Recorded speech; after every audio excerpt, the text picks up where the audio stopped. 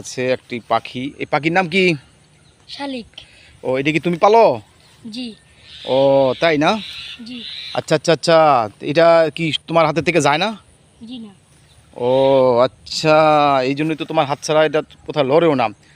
এটা কি তুমি কি খাওয়া দাওয়া করে এটা, তাই না? জি। কি কি খায়? এই তো ভাত খাই আর পোকামাকড় খাই ও আর খাদ্য খাই। তাই না? জি। গুড, এই জন্য তো তোমার হাতে বসে আছে, যায় না কোনো দিকে। আমি অনেকক্ষণ যাবত দেখতেছি, এই জন্য তোমার এই ভিডিওটা করলাম।